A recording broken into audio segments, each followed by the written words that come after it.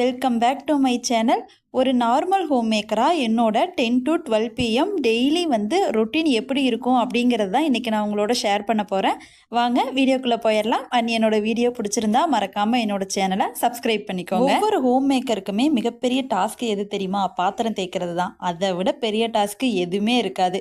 என்னதான் நம்ம பாத்திரம் வாங்குற மிஷினெல்லாம் வாங்கினாலும் நம்ம கையை விட ஸ்பீடாக வாங்க அது வேலை செய்ய போகுது. நம்ம கை தாங்க நமக்கு எல்லாம் அப்படிங்கிற மாதிரி நிறைய ஹோம் மேக்கர்ஸ் இங்கே இருப்பாங்க. அரை கிரவுண்டுக்கு பாத்திரத்தை போட்டு வச்சாலும் 10 நிமிஷத்தில் க்ளீன் பண்ணி எடுத்துகிட்டு போகிற ஒரு திறமை ஹோம் மேக்கருக்கு தாங்க இருக்குது. நான்லாம் கல்யாணம் ஆன புதுசில் ஒரு ஜிங்கில் 10 பாத்திரம் கிடந்தாலே டயர்ட் ஆயிடுவேன். இப்போ இதுவா, இதை விட எத்தனை வேணாலும் வண்டி வண்டியாக கொண்டு வந்து கொடுங்க, அதுக்கு தானே நாங்கள் இருக்கோம் அப்படிங்கிற மாதிரி லைஃப் மாறிடுச்சுங்க. எல்லாத்தையுமே படப்படன்னு தேய்ச்சி கழுவி அதை அந்த கிச்சனில் இருக்க கவுண்டர் டாப்பை ஆர்கனைஸ் பண்ணுறதே மிகப்பெரிய டாஸ்க்கு தாங்க எனக்கு. ஆனால் அதை நான் எப்படி பண்ணுவேன்னு பார்த்தீங்கன்னா, ஃபஸ்ட்டு அடடா என்னது இது அப்படின்னு சொல்லிட்டு ஒரு மைண்ட் செட் குழப்பமாகவே இருக்கும். சீரியஸாகவே எப்போவுமே பாத்திரம் கழுவுறப்போ இப்போ என்ன பண்ணுறது அப்படின்னா, ஹஸ்பண்டு குட்டி எல்லாமே ஸ்கூலுக்கு போனதுக்கப்புறம் பாட்டு ஃபுல்லாக சவுண்டு வச்சு விட்டுட்டு எனக்கு பிடிச்ச பாட்டை கேட்டுக்கிட்டு பாத்திரத்தை கழுவிட்டே இருப்பேங்க. பாத்திரம் கழுவுறதும் தெரியாது, எனக்கு டயர்டும் ஆகாது. அந்த பாட்டோட மகிமை அப்படி இழுத்துருன்னு தான் நான் சொல்லுவேன். காலையில் சமைச்சு வச்சது எல்லாமே அப்படியே இருந்தது. குக்கரில், கடாயில் அது எல்லாத்தையுமே என்ன பண்ணிடுவேன்னு பார்த்தீங்கன்னா, கையோட கழுவிட்டு சின்ன சின்ன பாத்திரத்துக்கு மாற்றி வச்சுருவேன். ஸோ தட் நம்ம ஈவினிங் க்ளீன் பண்ணுறப்போ க்ளீனிங் வேலை நமக்கு ஈஸியாக இருக்கும்.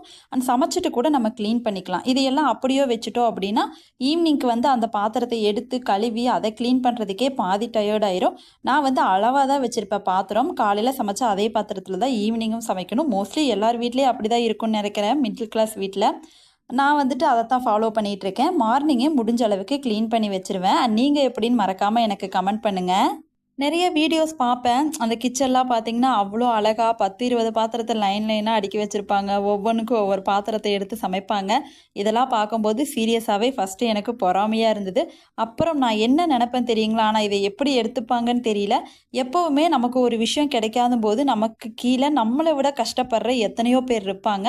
அதை நான் நினச்சிப்பேன். அதை நினைக்கிறப்ப நம்ம இவ்வளோ நல்லா இருக்கோன்னா இதுவே நமக்கு கடவுள் கொடுத்த வரம் தான்.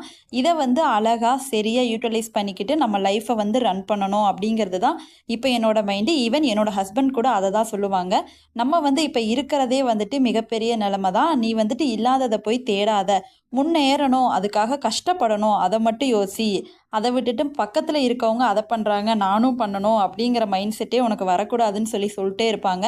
ஃபஸ்ட்டு எனக்கு அப்படியெல்லாம் புத்தி போயிட்டு தான் இருந்தது. இப்போ ரொம்ப க்ளீனாக மைண்டு ஃப்ரெஷ்ஷாக நம்மக்கிட்ட என்ன இருக்கோ அதை வச்சு லைஃப்பை ரன் பண்ண கற்றுக்கணும். முன்னேறுவோம், கஷ்டப்பட்டு முன்னேறுவோம் அப்படிங்கிற ஒரு மைண்ட் செட் மட்டும் இருந்தாலே போதுங்க. மற்றவங்க எப்படியோ வாழ்ந்துட்டு போகிறாங்க, நமக்கு பிடிச்ச லைஃப்பை யாரும் நம்மளை குறை பேசாத அளவுக்கு இருந்தாலே போதும். சாலிடாக எனக்கு கவுண்டர் டாப்பை க்ளீன் பண்ணுறதுக்கு மட்டுமே 2 hours ஆகும். 10 to 12 ஆயிரும். ஏன்னா அவ்வளோ வேலை இருந்துகிட்டே இருக்கும். சைட் பை சைடாக துணியையும் வாஷ் பண்ணி போட்டுருவேன். மோஸ்ட்லி ஹேண்ட் வாஷ் தான் பண்ணுவேன். எங்கள் அப்பார்ட்மெண்ட்டில் ப்ரைவேட் கரண்ட்டு, அதனால் டபுள் சார்ஜ் இப்போ வாங்குவாங்க. ஸோ தட் டெய்லியுமே கையில் துவைச்சே பழகியாச்சு. ஹஸ்பண்டோட துணியை மட்டும் மிஷினில் போட்டிருப்பேன். பெட்ஷீட்டு, பெரிய பெட்டு கவரு இது எல்லாமே பெட்ஷீட்டில் போட்டுக்குவேன். மற்றபடி சின்ன சின்ன துணி எல்லாமே கையில் வாஷ் பண்ணிடுவேன். நம்ம ஒன்ஸ் மிஷினில் போட்டுட்டோம் அப்படின்னா அந்த சோம்பேறித்தனமே மிகப்பெரிய சோம்பேறித்தனம் ஆயிடுச்சு எனக்கு. அதனால தான் இப்போ ரீசன்ட் டைமாக எப்போவுமே கையிலேயே துவைச்சி பழகிட்டேன். அண்ட் அதுதான் எனக்கு பிடிச்சிருக்கு. மிஷினில் போட்டால் என்னமோ மாதிரி இருக்குது.